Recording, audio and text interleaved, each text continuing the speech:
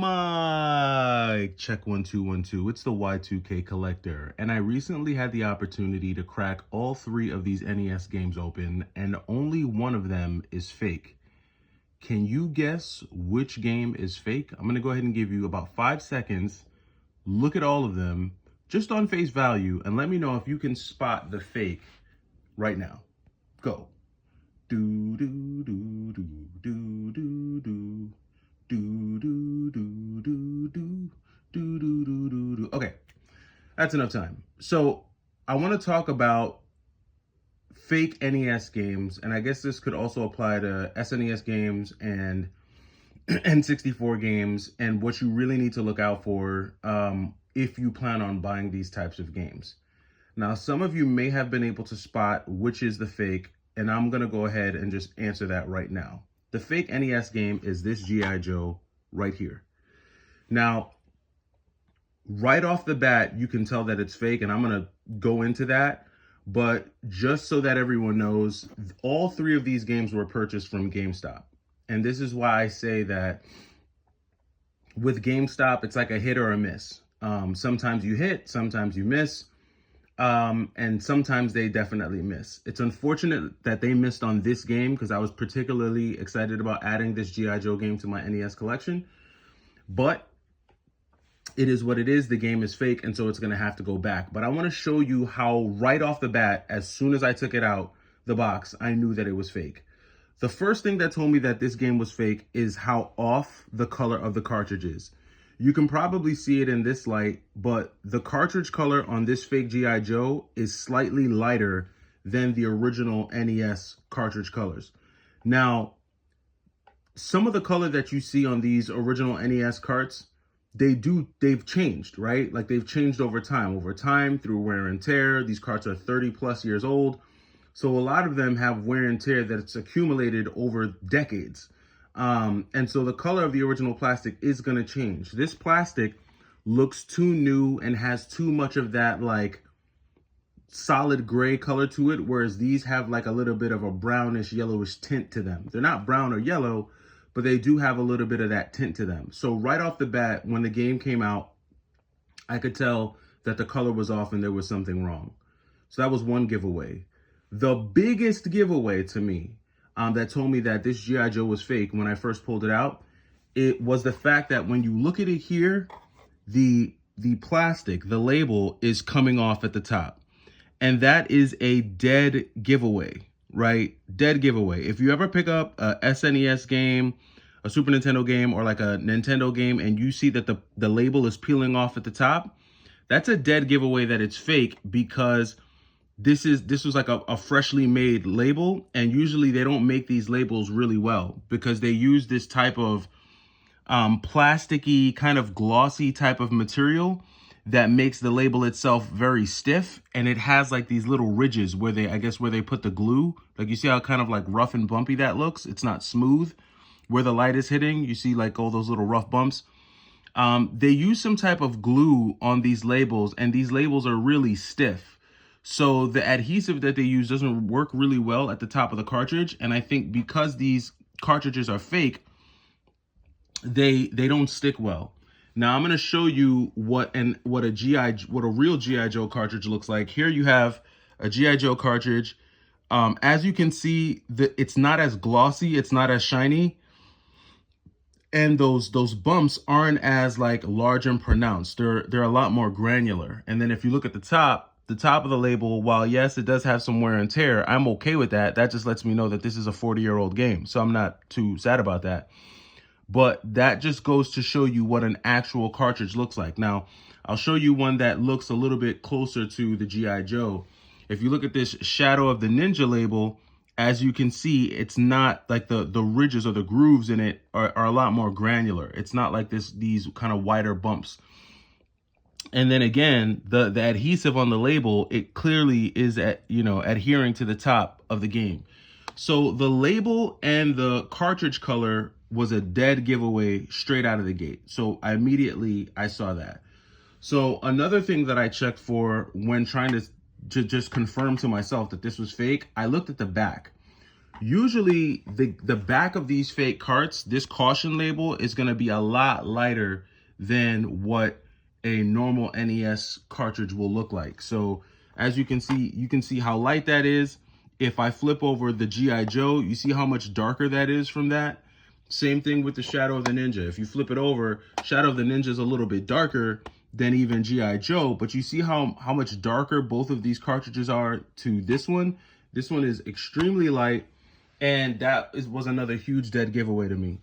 Another dead giveaway to me was the plastic. So I'm going to use these two because I think the color on these two cartridges might look, actually it might be these two. So the color on these two cartridges might be closest.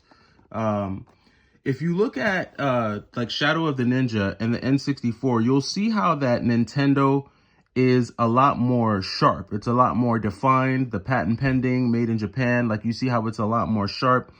And the plastic has like those little micro scratches on it, right? Just a normal wear and tear. It's not as glossy. When you look at the plastic on this fake cart, the Nintendo is not as sharp. It's a little bit more dull. And actually, when you look at the plastic, it's a little bit like the gloss. It's just more glossy. It's probably not as easy to tell that part through the iPhone camera because that's what I'm shooting this on. But that's another dead giveaway. Finally, just to be sure and put my nerves at ease, because I was like, you know what? Maybe it's real, but they just put like a new label on it. So to confirm that, I grabbed one of these. This is a tool that I always recommend anyone who's collecting cartridge-based games. You definitely will need one of these so that you don't get got.